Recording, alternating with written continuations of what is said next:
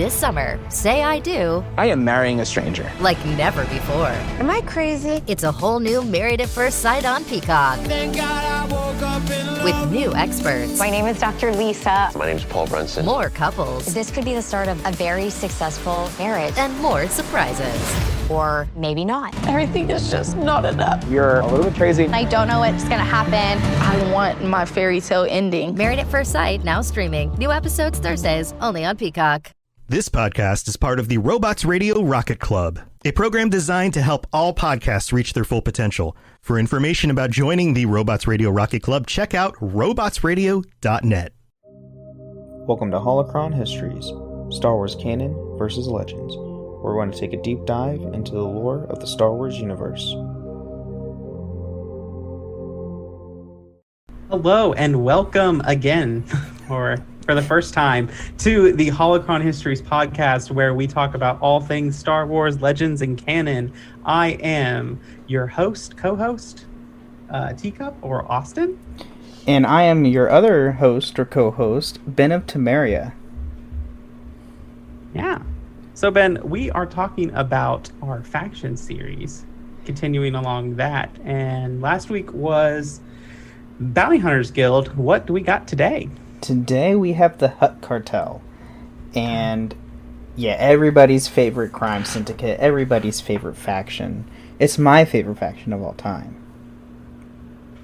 Not really. Hey. There was a Hutt Jedi. That's all I'm going to say. Was there? Yes. Oh, okay, that's news to me. I did not know that personally. So, okay, they can't be all bad. And well, we did have a Hutt Supreme Chancellor. We did have that. So, not all Hutts are evil. They're just greedy.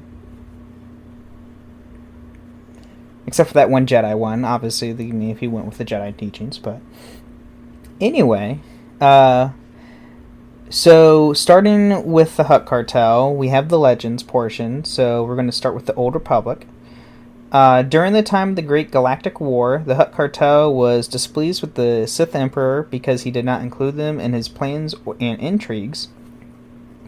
However, due to the subterfuge of the Imperial intelligence agents, the Republic was unsuccessful in gaining the Hutt's support against the Empire. The Hutt Cartel remained neutral in the war, like most others in the criminal underworld. So the Great Galactic War, is the time of the Old Republic. You do meet the Hutt Cartel during the game when you're playing the MMO. Very often, specifically on Nar Shaddaa, which the Hutt homeworld is Nal Hutta, which is the main planet that Nar Shaddaa orbits, because Nar Shaddaa is a moon. Like in Star Wars universe, moons are habitable compared to most moons in our solar system, where they're void of life, or just weightless. Well, we got Europa and Jupiter. They say that has potential for habitation. Really? Yeah. See, I don't look into astrology. I don't know. Look, I only know that because Europa is a destination in Destiny 2. Fair point. And so I looked it up to see how plausible is this. They haven't found any life, but they theorize that it's possible. I guess the same goes with the Mars. Building blocks are there, I guess. Yeah, a good point. God, Destiny 2. Such a good game. Such a game. Such a game, exactly. So, continuing, during the Cold War, the Hutt Cartel owned and ran the HoloNet in the Network Access Division of Nar Shaddaa, and which operated by Karuba. Karuba is another Hutt during this time, during the Old Republic. And then in 3638 BBY, the new Supreme Mogul, Torobo, led the cartel's invasion of the planet McNeb, and the Imperial and Republic forces began to arrive on the planet with their own agendas. So that was, I believe, is the Rise of the Hutt Cartel expansion, part of Star Wars Old Republic MMO. So you do play through that on McNeb. It is a fun, small expansion. Surprisingly, the map is relatively large for being a small expansion. But it does leave up to the Revan expansion, which is the best expansion. Just saying. Well, it's interesting to me, at least, because, like, I haven't really played much of the MMO, but I have played Knights of the Old Republic. Yeah. And in Knights of the Old Republic, the Hutt Cartel is, like, a secondary player, like, to the Exchange. Yeah, those games, it was mainly... there was the Exchange, and there was another crime syndicate that was, like, on par with the Exchange in those games, and I cannot remember the other one. It wasn't a crime syndicate per se. It's kind of like it's Zerka Corporation. And I think a good comparison, like if you're watching the in canon things, is in Star Wars Rebels. Sometimes you come across like the Miners Guild, and like Zerka Corporation is kind of like a predecessor to like the Commerce Guild or the Trade Federation, or yeah, so they're like developers that go to planets and develop them, and you encounter them in KOTOR 1 and 2. On KOTOR 1, they are working, you encounter them on almost every planet except for Manan. Because, yeah, Manan was very... They were very kept to themselves kind of a planet. Yeah. And then in KOTOR 2, you mainly encounter them on the planet Telos, where they're battling with the Ithorian people to restore Telos as a planet. And then you get... The Exchange is a player there. Yeah, but I remember both being there. An interesting thing in KOTOR 2, the Exchange and the Hutt Cartel are operating off of Nar Shaddaa. So you have Voga the Hutt, who's operating in KOTOR 2, who's at odds with Godo, the head of the Exchange. Worthless companion. Just saying. Anyway, so we get to the Clone Wars. So we have Borka the Hutt held considerable power in the cartel. During the Clone Wars, he cooperated with Servance Tan during the early days of the war after he gathered information about the disseminator of Republic superweapon, which was still in development. He was annoyed by the Galactic Republic's trade activity near his territory and agreed to reveal their secret plans to the Separatists. So, don't get on a Hutt's bad side, basically, at any point in time. Yeah, that's just a good like life lesson. Yeah, right there. Don't get on a Hutt's bad side. So he lost most of his forces, except for a few mercenaries, for turning against Jabba. Instead, he was protected by the Separatists. As a reward, he would give them information about the Decimator, provided that Tan destroyed the Republic spaceport. After she destroyed the spaceport, Broca gave her the information she needed. So, also another thing, don't cross Jabba, because Jabba will go after you. As we all should know from the films. And then Broca was later killed by Republic forces during the Second Battle of Tatooine. The Republic was deeply encouraged to do so by Jabba the Hutt. After he was offered them 5,000 Nova Crystal bounty to kill him. During the battle, Jabba assisted the Republic General Eschew Shinjan. So, yes, don't cross Jabba or you die. Yeah. It's interesting to me, like, the second battle of Tatooine, when, like, Tatooine's in the Outer Rim and beyond the Republic, and so, like... Yeah, it's super weird, like, during most of the Clone Wars, I mean, there's activity in the Outer Rim, but, like, the Republic, or either the Separatists, don't really mess with the Outer Rim too much. Right, at least Hutt territory. They just need the like hyperspace lanes that run through there. Yeah, they typically, I remember, don't they typically made deals with, I know the Republic, I think, went and made deals with Jabba just to use the hyperspace lane specifically? Oh yeah, that's the whole premise of the Clone Wars movie. Yeah. So... is that deal with Jabba the Hutt. Yeah. Fun times with Jabba. Fun times. And then, now we get to the Galactic Civil War. So, during the time of the Empire, the Hutt Cartel had a monopoly of smuggler employment. Although the Galactic Empire did not tolerate lawlessness, they nonetheless were cautious with dealing with the Hutts due to the latter party playing an important role in the Outer Rim's economy.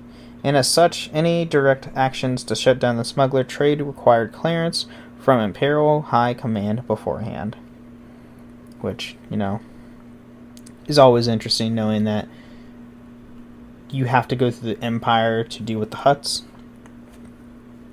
when the Hutts have nothing to do with the Empire. Always fun. Well, and like the Hutts have always had a history of kind of like getting close to those who are in like the power in the galaxy and like playing a more behind the scenes role with that. True. That is true. Like, well, in for instance, in Star Wars: The Old Republic MMO, the Hutt Cartel, yeah, they're neutral, but they dealt with the Empire. They actually specifically, if you play an Empire side character, they are doing dealings with the Empire. Well, the Trade Federation was neutral during the Clone Wars. Good point. Officially. Officially they were neutral. And then, sometime before the rebels had emerged, the cartel took control of a few planets such as Felucia. Jabba also set up communications on... what's this planet? Seleucami. Planets are hard in this universe. To keep an eye on the Empire. And as y'all know, Felucia does, come up on multiple mediums in Star Wars, such as Revenge of the Sith with Aayla Secura. We do see a few arcs with Felucia. We do see a few arcs of Felucia in Clone Wars. And then we see Battlefront 1, Battlefront 2, the originals, and the reboot Battlefront 2. And I think also on all the Battlefront PSP games, like Elite Squadron and whatever the second one they had, I think Felucia was a map on that as well.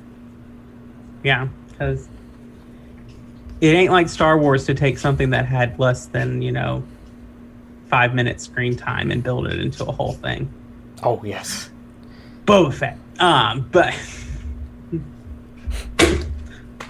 Good point. Yeah, Boba Fett's a really good one there, too. Yeah, he only had 5 minutes of screen time. Let's make a giant story with him. When he barely talks. He's like 3 lines in the entire original trilogy. I think he has more than 5 minutes of screen time, but yeah. Well, yeah. So, during the Galactic Civil War, Jabba formed an alliance with Tiber Zan, which was quite successful until Zan stole his valuable Sith artifact on Felucia. Zan was caught, however he gave the artifact to Yura Finn, his second in command. Zan was imprisoned on the planet Kessel, and since the artifact was quite valuable, the Hutt Cartel acquired all assets from Zan Consorium, as compensation, which I'm assuming is his vault. Yeah. And then later on, Zan broke out of Kessel and rebuilt his forces. Using his defilers, the Zan Consorium corrupted many of the Kessel planets and took control of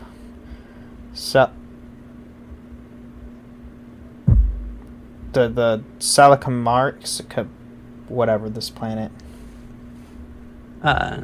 Seleucami. God, So think about like the EU in there is like just an oo sound. Think of it as a double O. Seleucami. Gosh, can't make this simple. This conflict lasted into the ground battle on Hypori, when Tiber Zan forced Jabba to give up his holdings on Hypori and Seleucami. This left the cartel crippled but not destroyed, and allowed the Zan Cantorium to grow unhindered. So I'm assuming that is actually not a vault, that is his organization. Mm-hmm. So, yeah. And then now we get into, this is interesting, the Darksaber. And mind you, this is not the Darksaber we see in the Clone Wars or Rebels as the weapon, like the lightsaber. This is a completely different Darksaber. The name is very... I think they kind of like took the Darksaber name from this into the canon. But anyway, after a near stimulus deaths of Zyor and Jabba, Druga Basilantai took over the good portion of the Black Sun's assets. With the underworld and chaos following the deaths of the galaxy's two most powerful kingpins, Druga was able to dislodge Desolagic and make Besodi become the dominant clans of Nal Hutta. He allied himself with the self-proclaimed General Sulamar to gain Imperial support on the Darksaber superweapon project. Although Sulamar liked to think this is himself as powerful, and also being in charge of the project, Dura was the mastermind.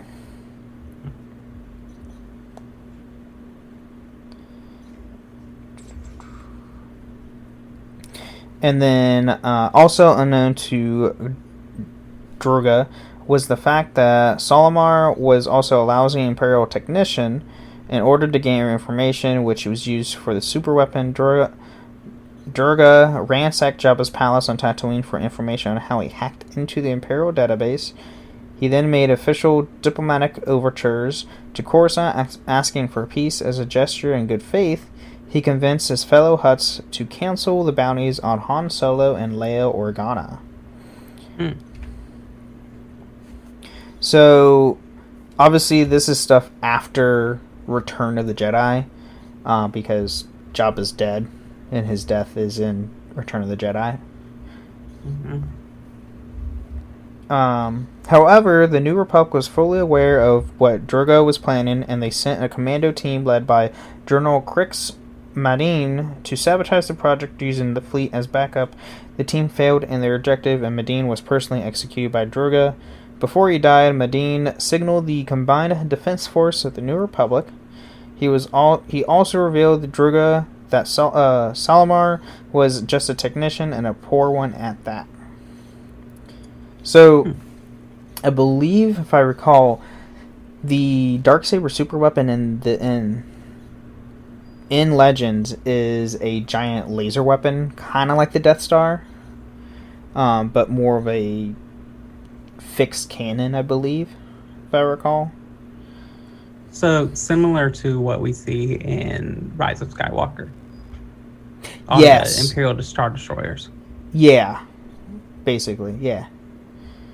And then, ultimately, Drogo's defeat came about not from the New Republic, but by a shoddy construction. The Tyrell that used the builders for the Darksaber, but their hive mind and Drogo's cheapness meant that the Darksaber super laser wouldn't work. The ship broke up, and a hail of asteroids finished off the superweapon, killing the Hutt. So, he was cheap. So he used cheap material, and the workers he used were hive mind. So they all communicated as one and didn't do what they needed to do.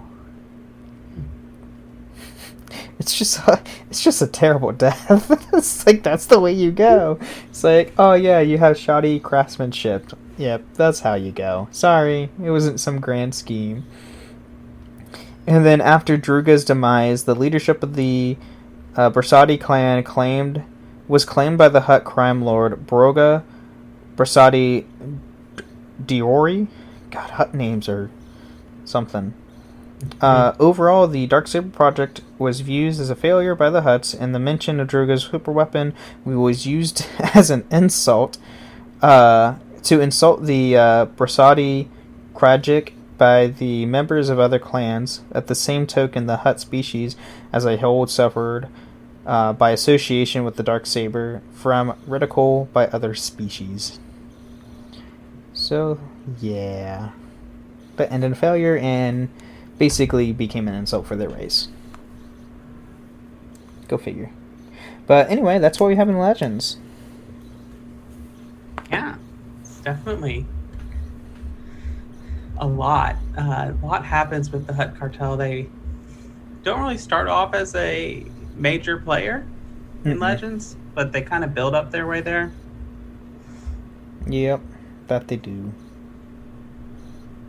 In the KOTOR games, the old Knights of the Old Republic, you do meet several Hutts, being Voga the Hutt. There are 2 on the starting planet in KOTOR 1.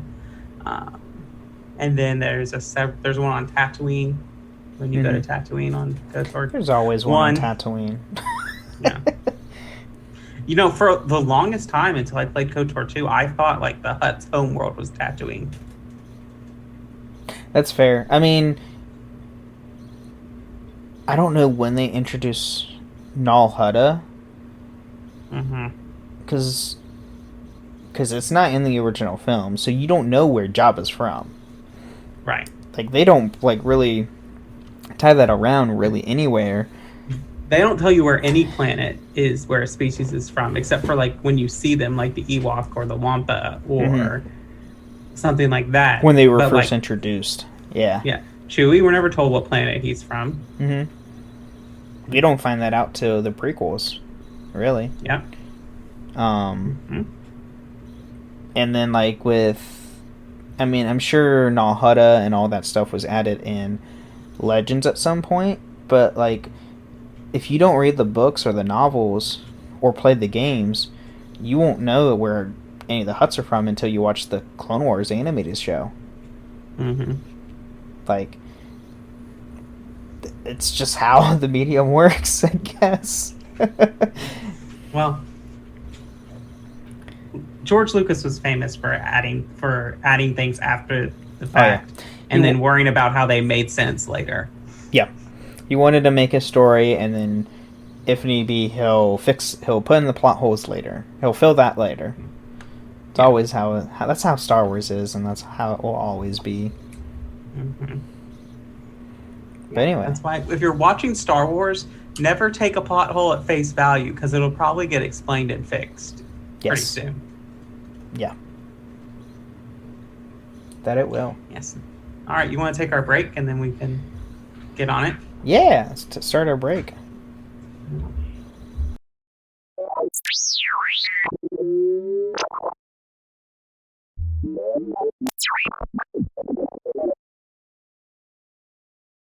So this is the time where we're going to talk about how you can support us through our Patreon. There's multiple tiers where you can sign up to where you can join us on the show.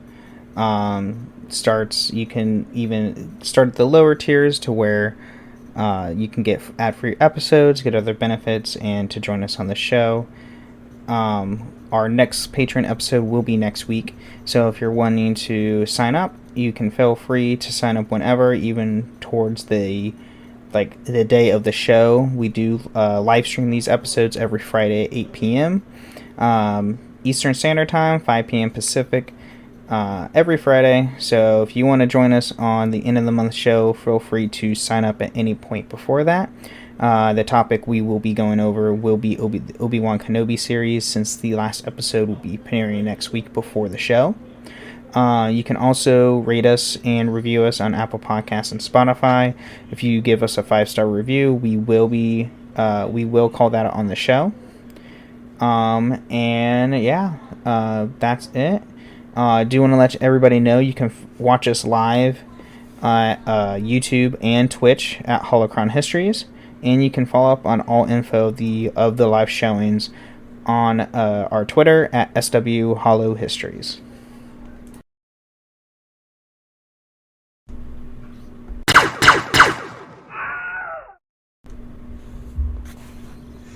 I'll never get over that scream. Yeah, I love that scream. Alright, so now we have in the canon of things. So we actually are going to start in the High Republic era. So during the era of the High Republic, the Hutt clan was not blind to the danger of the swell peace of prosperity spreading throughout the galaxy. They plotted with the leader of the Directorate, Lord Ishmir, and 257 BBY to reduce the influence of the Galactic Republic and Jedi Order and the Doctoric's reign of space. This plan was triggered by the Iroa crisis, which is still new to me, which successfully collapsed the Doctorate as had been for the Hutt plan all along. They now had no major criminal rival in the region, opening the path for the future operations. So, yeah. Like, all this High Republic stuff is still pretty new. Like, I'm still learning a lot. Like, it's still currently being made, so a lot of new stuff coming. 25 years later, a ship of the Hutt Cartel arrived on the planet Sordreed Minor to fulfill agreed upon bargain, which would supposedly deliver the colonists from tyranny. Jedi Master Avar Kriss established a controversial alliance with the Hutts in the name of putting an end to the Drangara crisis, resulting in the Jedi fighting side by side with the cartel soldiers and Myargara the Hutt against the Drangara. And the Drangara, if nobody knows this from the novels so far, they are plant-based creatures, sentient creatures, that can spread like wildfire, basically. They can multiply rapidly. They are plant-based, so they can be anywhere they need to be in any planet, any ecosystem whatsoever. And they can spread through dead bodies. It's the big thing. Like, they can just sprout out from, and even like they have a sense of like hive mind and mind control. Yeah. Even over like force sensitives, which is terrifying. Yes. The alliance ended on the assault of Molita through the defeat of the Great Predator, although the Jedi and Hutt clan parted in bad terms when Kriss refused to allow Myargara to destroy the incapacitated Drangara leader. Myargara was later captured by the Nihil Marauders, who held her captive on the planet Zias. During an ensuing Jedi operation, she revealed that presence of undercover Jedi Creve Trennis in the name of saving himself, but Myargara was quickly murdered by Nihil Tempest Runner Laura D. And Laura D, I didn't realize this until like reading one of the last novels. She's a Twi'lek. Oh. Which is interesting. Like, the Nihil is composed of multiple different races and species. The only, like, Marshawn Rowe, the leader of the Nihil, is the only person we don't know what his race is.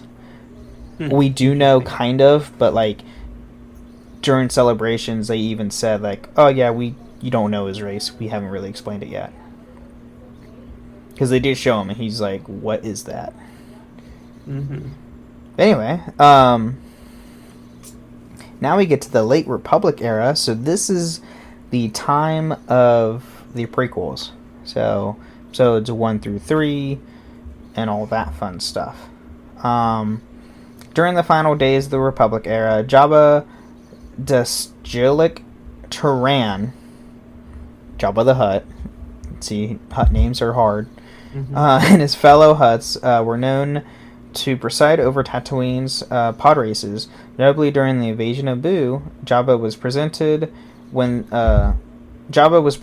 the human slave Anakin Skywalker won the Bonta Eve Classic, and what was considered a momentous event.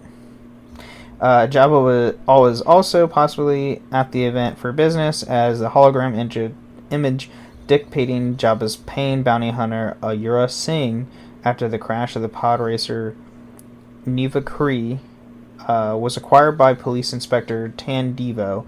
The image displayed two of Jabba's henchmen pulling Kree out of the pod racer. So apparently a bounty hunter was after one of the pod racers when he crashed. Does surprise me that Aura Singh's involved in that. Yeah. She was the one that could like shapeshift herself, right? No, that's Sam Wetzel. That's who you're That's thinking Sam of. Wetzel. Aura Singh is the one who had like the radio antenna thing in her head. Oh, yeah, okay. Yeah, she's in an episode with Boba, like a lot of the clone arcs with Boba. Okay. And then all identifying marks were scrubbed from the hologram, so it was unclear if it was legitimate. If it was true, it suggested Singh and Jabba had a hand in what happened to Key. Devo also developed a theory that Farwan and Glot, the original manufacturers of Kree's pod racer, had hired Singh so they could acquire the pod racer's customization secrets. That's nifty. Interesting.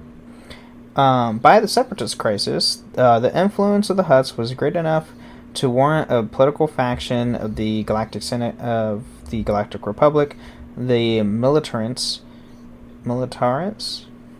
to advocate for a standing, centralized military to check Hutt expansions, pirates, and organized crime. The Hutts, nor any other criminal organization, never established a presence on the small room of Rada, so they understood the majority of its surface could not be used for farming. So, that's interesting. I kind of figured, I mean, they wanted to centralize, like, police force, but, you know, that never happened. It's so interesting where that is, like, in the Republic's history, because by the time of the New Republic in canon, like, that same debate is what's happening and driving in the New Republic Senate of whether or not you should have a centralized military or allow each planet to have their own kind of military. Yeah, it's an ongoing process. Now, also during the Clone Wars, the Hutt's powers over the Outer Rim caused the hyperspace lanes to be sought by both the Galactic Republic and the CIS. The chaos of the war allowed the Hutts to seize opportunities it provided to expand their influence to far reaches of the galaxy. In particular, the Hutts extended Hutt space from its traditional holdings in the Outer Rim all the way into the expansion region to the edge of the Mid-Rim. So, Hutts like to keep their stuff and get more. They're greedy.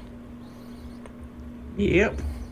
And then, with Republic forces busy engaging Separatist forces elsewhere, it was left to inadequate local system governments to defend themselves against Hutt influence. However, much of the Hutt's territorial expansion was itself contained by large swatches of Separatist space. So, in the time like them expanding, they weren't even close to Republic space. So every time they expanded, it's always the Separatists. So the Separatists are the ones trying to defend themselves. Mm-hmm. And then also during the war, the Black Sun and the Pike Syndicate were considered rivals to the Hutt clan, which we will talk about those later. Yep. Early into the war, Roda, the son of Jabba, was secretly kidnapped by the Separatists, orchestrated by the Sith Lord and head of the state, Count Dooku, with the help of Jabba's uncle Zero. The plot was meant to discredit the Jedi Order and scuttle negotiations between the Republic and the Hutts, as well to make it look like the Hutt clan was going to be wiped out. But his nemesis, Jedi Knight Anakin Skywalker and his Padawan Ahsoka Tano were able to rescue Rhoda from the Separatists, which you see this all in the Clone Wars, and how everybody will hate Zero, pretty much. Anything with him is just terrible. Yep. And then the Crime Lord had promised his support to whoever returned his son, And when Jabba's uncle Zero was revealed to have schemed Rhoda's kidnapping with Dooku so he could take control of the Hutt clan, Jabba pledged his support to the Republic. The treaty allowed the Republic to navigate essential Hutt hyperspace lanes and circumvent separatist space while providing the Hutts with key trade routes within the Mid-Rim territories. Treaties between the Hutt Republic and Hutts also had the unintended effect of legalizing Hutt operations.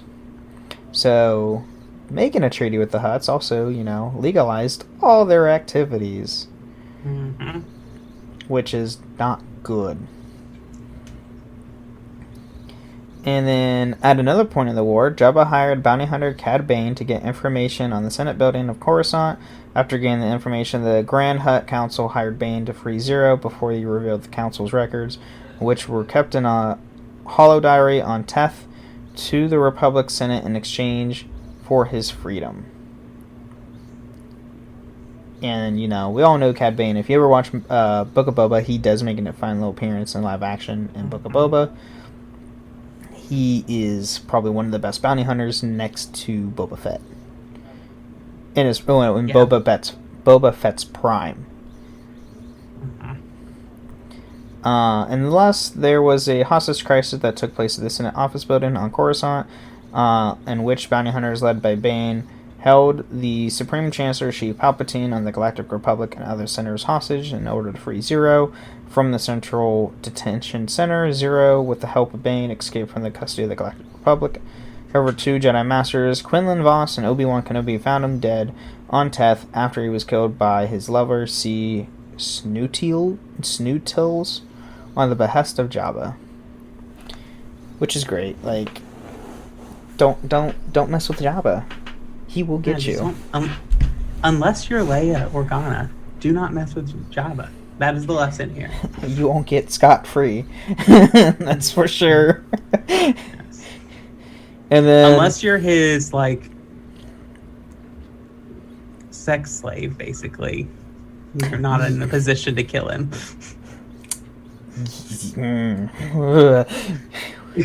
We'll move on. Yeah. It's a terrible image. Crime raids on Mandalore. Near the end of the Clone Wars, the Shadow Collective, an organization led by the renegade Sith Lord Maul, landed at the Hutt Cartel in Nar Hutta to gain the backing of the Grand Hutt Council for their coup on Mandalore. In the council chamber, Maul, Savage Opress, and Pre Vizsla asked for Hutts to join them in the promising to spare their lives in exchange for the Hutt territories. So, Maul being as shady and sneaky as he is with a Shadow Collective, trying to get Hutt help. Yep. And then now we get to preserving the influence. The Hutt clan continued to operate in the Outer Rim after the end of the Clone Wars and Rise of the Galactic Empire. With its victory over the CIS, the power base in the desert world Tatooine was preserved. Tatooine was suffering from the effects of the Great Drought, leaving moisture farmers with little water to harvest, worsening conditions on the poor backwater world. So, and this, I did not know this even happened. This must have been in the comics recently, or in the comics at some point. An 8-year-old boy, Luke Skywalker, son of Anakin Skywalker, had gone to take water back from Jabba's men to give it back to the farmers. Kenobi had been watching over him, went to encounter, but blew their vehicle's lights with the Force to hide their identity, and proceeded to disable all Jabba's henchmen with the Force. On hearing about this, Jabba was furious and tried to find the man who defiled him. On being unsuccessful, he hired the bounty hunter Chrysanthemum to find Kenobi and offered to pay him for bringing him alive. Yeah, so I think that happens in a book that's called From a Certain Point of View. Oh, okay. Yeah, and it has a lot of Kenobi reflections in it. Interesting. To me, so it's I think we experience that in a memory via Kenobi's perspective as a remembering. Oh, okay. It's just interesting. I didn't know that, and then them bringing Chrysanthemum in, knowing that he wasn't canonized for Book of Boba, but he was canonized in this book. before Yeah. Book of Boba. And it's interesting because this event happens before the Kenobi show. Yeah. Well, He's 8. oh, that's The right. twins He's are 8. 10. Yeah, that's true. Yeah. This is 2 years prior. Interesting. Yep. Jabba continued his illicit operations during the Imperial era, continuing to hold influence as a crime lord. By the time of the Imperial era, the Hutts were involved in a series of trade wars with the Intergalactic Banking Clan. The vice chairman of the clan, Onalo, hired a given codebreaker who was connected to an Imperial algorithm and made security codes to wage a campaign to take control of Hutt's clan smuggling routes. But Jabba also learned that given hiring bounty hunter Greedo had led a mission to Megiddo to capture the Given. However, Greedo ultimately failed. Given fell to his death after Greedo overestimated how strong a grappling line was. And funny enough, so I actually just read this in the it's in the Star Wars Galaxy Edge comic, and this is something that Duck Ondar actually reminisces on how he got an item from Greedo, and this is like that story, which is very interesting. And then one smuggler Jabba hired for his operations was Captain Han Solo, who became the best smuggler on Jabba's payroll. Solo's standing was jeopardized, however, when his ship, the Millennium Falcon, was boarded by Imperial authorities, forcing Solo to jettison his cargo. Jabba demanded compensation for the lost cargo, and when Solo did not pay, the crime lord sent a bounty hunter after him. One such was Greedo, who confronted Solo in the canteen on Mos Eisley, but Solo killed the Rodian bounty hunter before he could kill Solo. So, you know, that is... You see that shot? Han shot first. In A New Hope. Gotta love that. And then, Jabba learned of this and found Solo in the docking bay 94, which the smuggler said that he had no choice to dump his cargo. Jabba agreed to give Solo an extension on his payment in exchange for additional interest.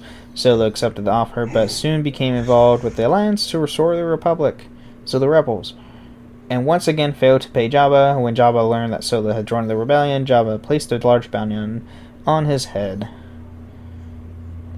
And then, following the Battle of Yavin in 0 ABY, the Galactic Empire began to cut into Hutt clan trade in an effort to reduce their independence. So, yeah, that's fun. Yeah. Another reason not to cross Jabba. I think this is Reason just like a number- Jabba the Hutt episode at this Yeah, point. reason number 10 to not cross Jabba the Hutt. So now we get to the Galactic Civil War. So this is the time, basically 5 and 6. By the time of the Galactic Civil War, the Rebel Alliance had learned of impending talks between the Galactic Empire and the Hutt clan, with the Empire wanting Jabba the Hutt and the clan to provide raw materials to use in providing the raw resources required to create weapons and starships to fuel its military operations following the destruction of the Death Star during the Battle of Yavin. And then the Galactic Empire then sent Darth Vader to negotiate with Jabba following the loss of Weapons Factory Alpha during the Rebel assault on Krymen 1. The negotiations were a continuation of what was meant to take place on Krymen 1. However, Vader arrived on Tatooine earlier than scheduled to hire 2 bounty hunters for assignments that the Sith Lord kept secret from the Emperor. Jabba provided him with Boba Fett, who Vader tasked with finding the rebel pilot that destroyed the Death Star, and Black Chrysanthemum, who Vader tasked with capturing Silo, an agent of the Emperor. That's also, I mean, we all know Boba was hired to get, the pilot destroyed the Death Star, Luke. And then Chrysanthemum, I did not know Vader hired Chrysanthemum. It's another thing with Chrysanthemum. Mm-hmm. And then sometime before the Battle of Hoth, Jabba's major domo, Bib Fortuna, the contracted Tatooine rebel cell via hologram after an attack on their homestead, and informed that they had angered his master. The Alliance also contacted the mercenaries and asked for their aid in recovering medical supplies from a Hutt Cartel den on the planet Dendoran, also earning them the offer of allegiance from the rebels. So yeah, there's that. And then a little bit, I don't have much left. So now we have the death of Jabba, which we all see in Return of the Jedi. Jabba had placed a bounty on Solo as he failed to pay him back. After Vader captured Solo in Cloud City and froze him in carbonite, Vader turned to Fett and then brought Solo to Jabba's palace. And then following her capture and Solo's release from carbonite, Luke Skywalker, who had now become a Jedi Knight, like his father and a commander of the rebellion, arrived in the scene, seeking the rescue of his friends from Jabba's imprisonment. Jabba refused to agree with Skywalker's bargain and said, try to execute him via the Rancor. Skywalker defeated the Rancor, which led to Jabba's attempt to mass execution of Skywalker, Chewbacca, and Solo, the Great Pit of Khartoum, only to have Organa strangle Jabba to death using her own chain. Which we see. Yeah. Which goes into it. You can cross Jabba if you're Leia Organa. Yes. She's the only one that, didn't die and ended his life. In the immediate aftermath of Jabba's demise, the other Hutts had the wreckage of the Cortana search in order to determine the exact neighbor of Jabba's death, and so a debate over the matter of his will. What they discovered was a hollow recording of Jabba's last moments on the hands of, at the hands of Organa. Through the footage began to circulate among other exclusive circles. The Hutts hunted down most copies of the vendor, eager to prevent proof of their own vulnerability from circulating. Mm-hmm. And then after Jabba's demise as well, the Hutts were left to determine who would fill Jabba's seats and take reign of the criminal empire. Several months after Solo's rescue, a decision had yet to be made. Coupled with the Empire's collapse and demise of the Emperor Palpatine, Jabba's death left enormous power vacuums in the Kessel spice trade as well, triggering widespread gang warfare and leaving trade routes once guarded by mercenaries hired by the Hutts vulnerable, leading the formation of the Spice Runners of Kajimi. In which, if you watch, Book of Boba, we know Boba takes up his empire, crime, cartel thing. Yeah. And you can watch that. Yes.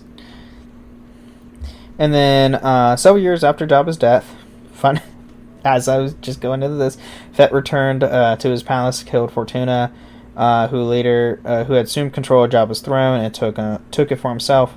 Fett became the new daimyo of Mos Espa, leading a brother and sister known as the Twins to travel to Nal Hutta to Mos Espa to confronted Lord Fett, claim land to the cousins Jabba's territory.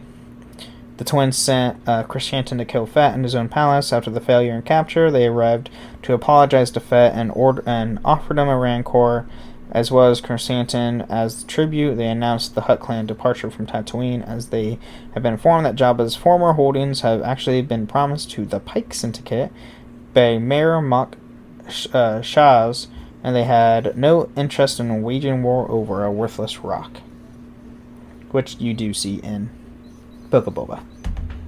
Are we talking about the Pike Syndicate next week? Actually, next week we will be talking about. Let me go to my Google Docs. I think I had it. Well, next week we'll be going to our patron chat. Oh, the patron, yeah, that's right. But the week after that, I have it to where we are going over the Crimson Dawn in the Crymora Syndicate. Oh, yeah. The Crymora Syndicate's there's very little info on them. They're both canon only. And then I also found out, the Pike Syndicate is also mainly canon. Yeah. I was doing research, I was I swore they were in Legends, but they're not. Like, their Legends info is Clone Wars. Because Clone Wars is Legends and canon. Right. So, which is very interesting. I didn't know that. Black Suns, though, does have stuff in both. Yes. So, basically, the Hutt Cartel and the Black Suns are going to be the only crime syndicates that have been actually in both Legends and canon, to where there's actual information, where all the other ones were specifically made for the current canon. Right. Yeah, that's what we got going on. Yeah. All right. Well, this was a lot of fun with Hutt information. A lot of stuff I didn't know about the Hutts. Definitely a big crime syndicate in there. Big background to like the galactic underworld. Oh yeah. So much that yeah. So yeah, that's very interesting and a very iconic thing of Star Wars, along with like the lightsaber and Sith. You think Jabba the Hutt, right? Exactly. The big slug guy. The big slug. Who eats? Doesn't he eat the? No, he doesn't eat the monkeys. What does he eat? It's like frogs. Yeah, it's similar like to frog Baby things. Yoda. Oh yeah, that's right. Oh, Baby Yoda. Anyway, you got anything else to add? No, I think that's it for this week. All right. Well, thank you for listening. We will see you next week. And may the Force be with you. Thank you for listening to Holocron Histories, Star Wars Canon versus Legends. You can find us on the Robots Radio Discord at robotsradio.net. You can also follow us on Twitter at SWHoloHistories and contact us at holocronhistories@gmail.com.